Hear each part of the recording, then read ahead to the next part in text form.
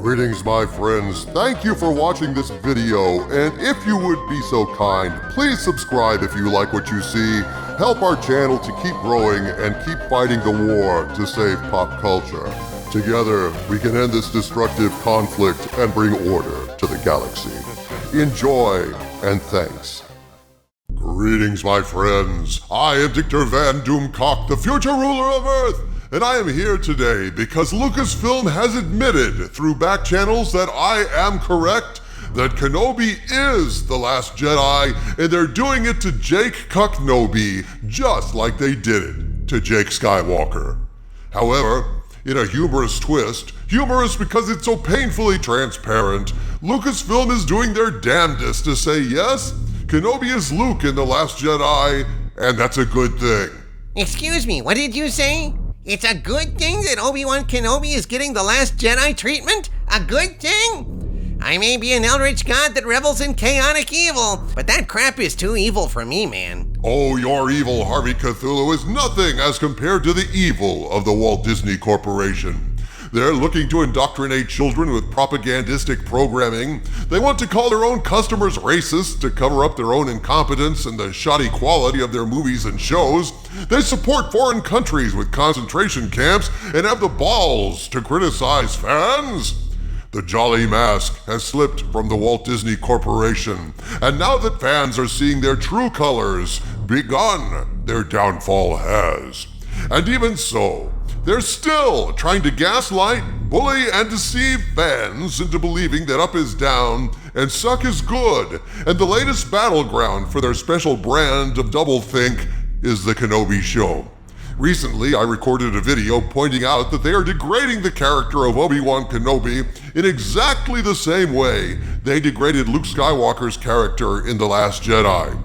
A few days later, Lucasfilm has acknowledged that I am correct, and they're trying hard to spin this into a good thing, an attempt at mental judo that will leave them flopping around on the ground. But what's interesting is how Lucasfilm is addressing the allegations I broke in that video.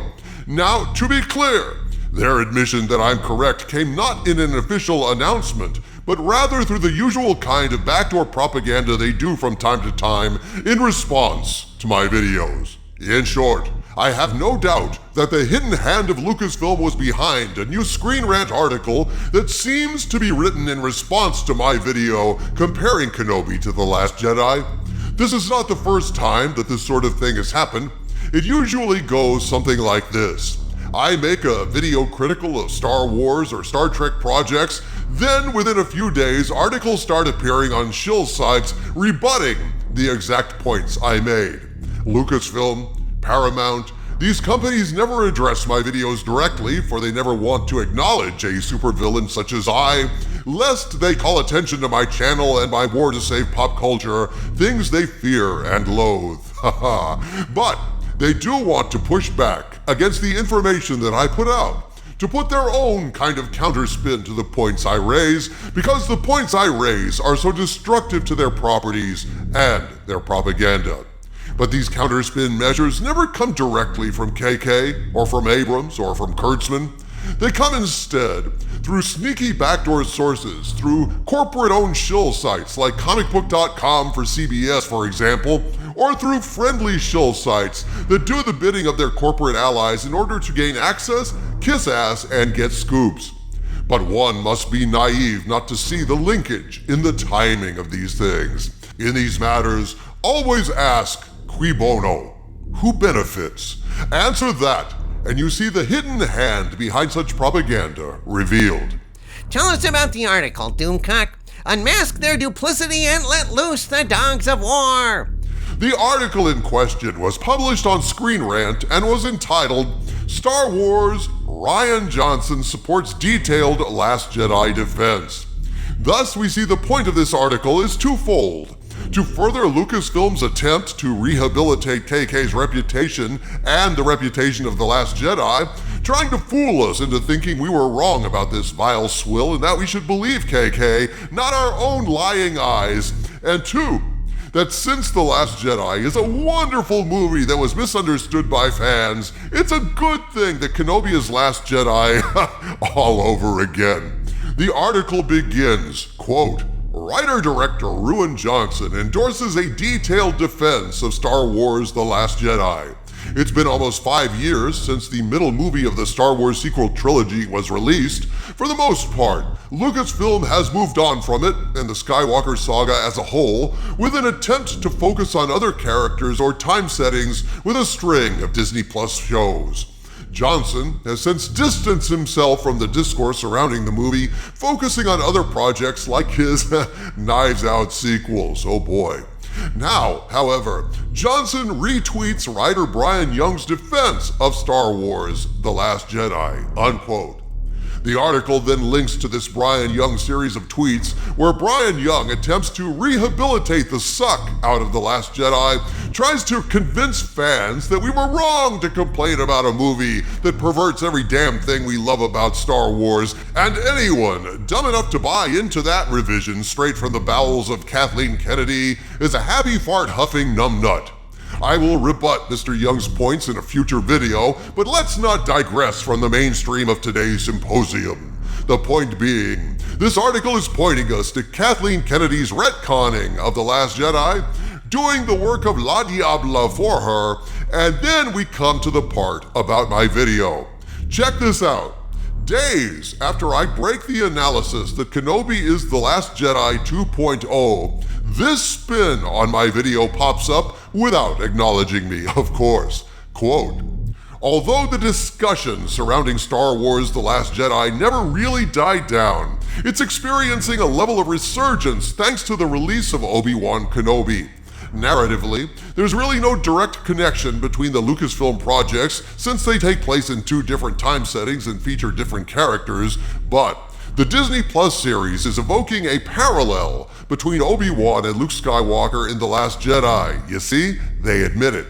In this show, Obi-Wan is at his lowest. He's racked with guilt with what happened to Anakin Skywalker, and he lacks faith in the Force. This is the reason why he is significantly weaker than Darth Vader in their first encounter since Mustafar. One of the biggest criticisms of Star Wars The Last Jedi was its depiction of a broken and faithless Luke, and with Obi-Wan going through the same thing, it seems to justify Johnson's approach. It seems to justify Johnson's approach. Holy shit on his snickeroo, Batman! Just like you said, this is their spin. They can't deny the truth of your discovery that Obi-Wan is just Jake Soy Woker all over again. But they try to say, hey, this is a good thing. In fact, they're trying to say, hey, Disney is shoveling this bullshit again, so that means Ruan Johnson was right to shovel this bullshit in the first place. Holy shit, talk about circular logic. Oh yes, Harvey, you spin me right round, KK, right round like a record, KK, round, round, round, round. The heady smell of bullshit and the nausea-inducing vertigo of unfettered spin. Like a hypno disc in the back of an old comic book. But the big story here is, through back channels, the reaction to my Last Jedi / Kenobi analysis has begun. To quote Belloc to Disney, "You know it's true.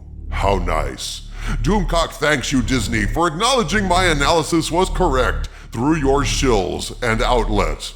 It's so painfully clear. Disney's spin machine is set on high, and it's spinning like mad. Now, funny how you do a video, Doomcock, and a direct commentary on your video is inserted into the middle of an article on a really shilly site. Is Screen Rant owned by Disney? I have no idea, Harvey, but it's clearly a response to my video calling them out on these points. Notice the synergy here, Harvey Cthulhu. Disney knew that fans weren't going to like Kenobi, and so they dusted off the old Star Wars fans are toxic racists routine and launched it ahead of Kenobi's release in woke shill media outlets as an inoculation against criticism they knew was coming. Problem is, we fans are now immune to that kind of gaslighting. We've been there, we've done that, we're vaccinated and resistant to KK's lies about the fandom.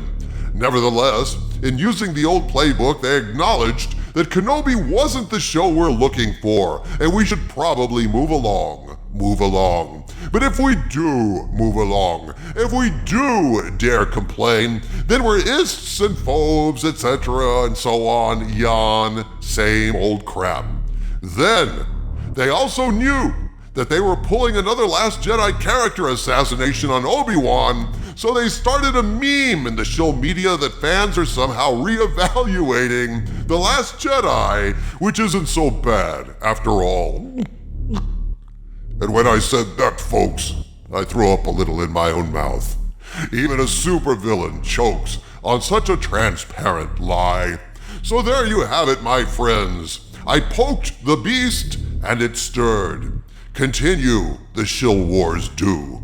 But once again, my friends, Doomcock was right, and once again I have called it.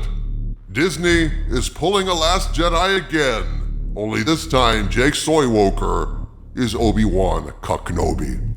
From the center of the earth, this is Dicker Van Doomcock bidding you all, my friends, stay angry.